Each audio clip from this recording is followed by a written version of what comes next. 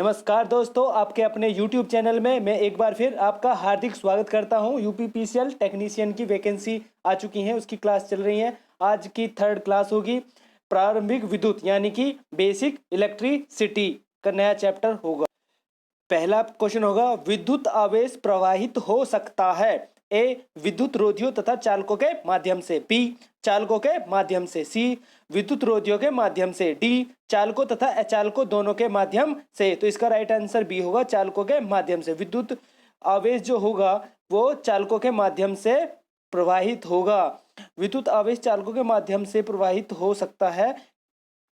किसी चालक में आवेश प्रवाह की दर को विद्युत धारा कहते हैं। I बराबर D Q upon D T. Next question होगा, धातु के तार में विद्युत धारा प्रवाह होती है।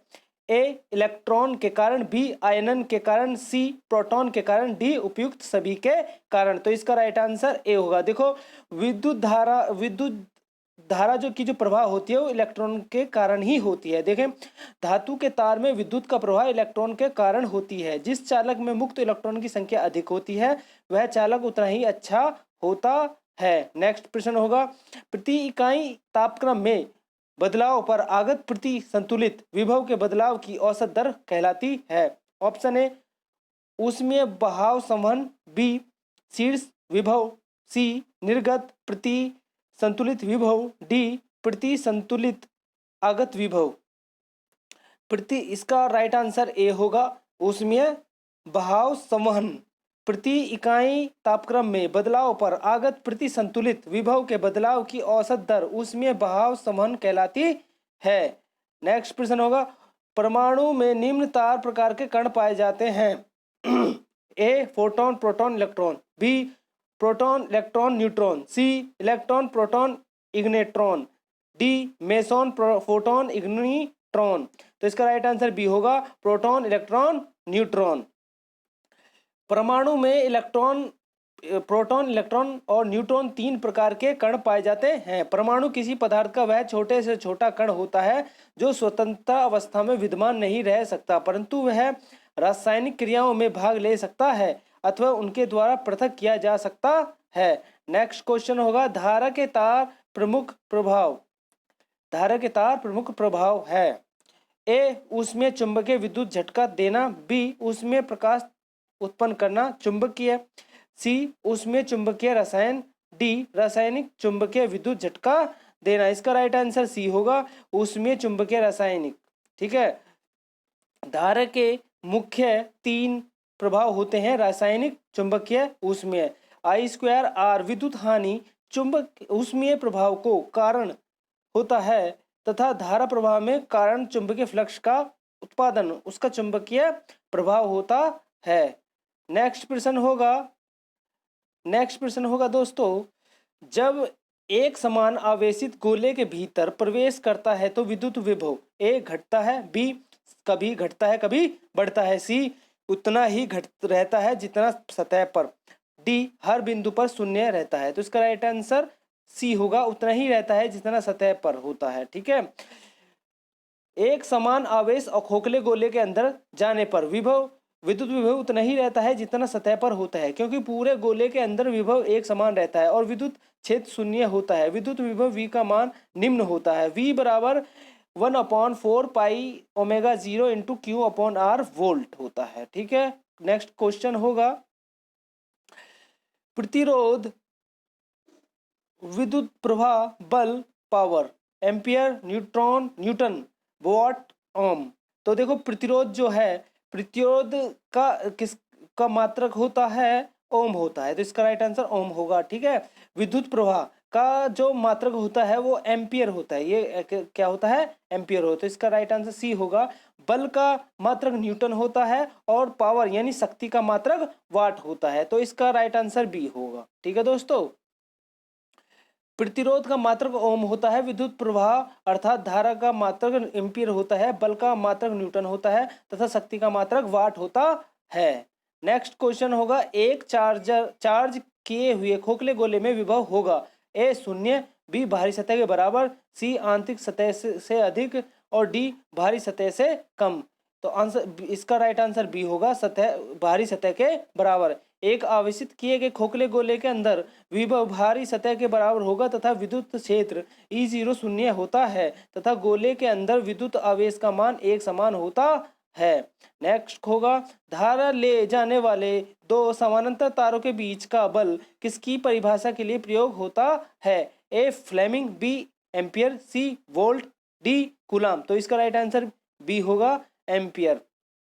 धारा ले जाने वाले दो समानांतर तारों के बीच का बल एम्पियर के नियम की परिभाषा के लिए प्रयोग होता है। एक एम्पियर का परिभाषा दो समानांतर धारावाही तारों के मध्य कार्य करने वाले बल आधार पर दी जाती है। अर्थात यदि हम दो तारों में प्रवाहित धारा I का मान इतना रखें कि निर्वात में 1 मीटर की दूरी पर स्थित इन तारों जो सीधे लंबित समानांतर तारों के बीच प्रत्येक तार की प्रति एकक लंबाई पर लगाने वाला बल 2 गुणा 10⁻⁷ न्यूटन मीटर हो, तब इस धारा का मान 1 एम्पियर कहलाता है।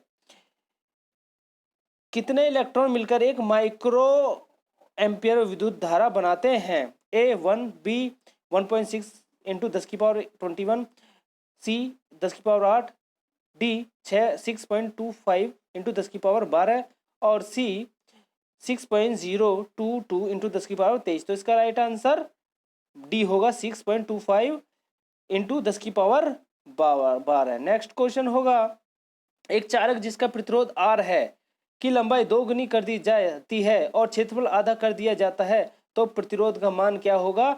Option A R/3, B 4R, C R/2, D 2R। तो इसका देखो, इसमें लंबाई 2 गुनी कर दी जाती है, तो लंबाई 2 गुनी कर दी जाती है यानी कि 2 है तो लंबाई उसकी इंटू 2 कर दी जाए तो बराबर 4 हो जाती, तो इंटू कितनी हो जाती है? 4 हो जाती है। ठीक है दोस्तों, तो इसका इसलिए इसका राइट आंसर बी होगा।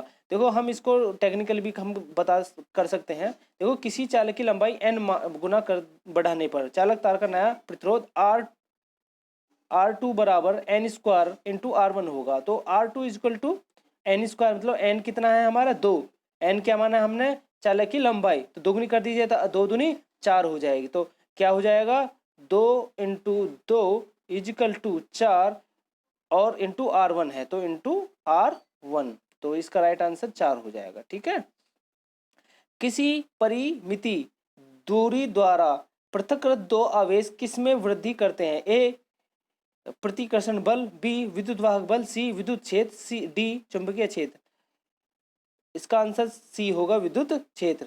किसी परिमित दूरी तथा पृथक्कृत दो आवेश विद्युत क्षेत्र में वृद्धि करते हैं।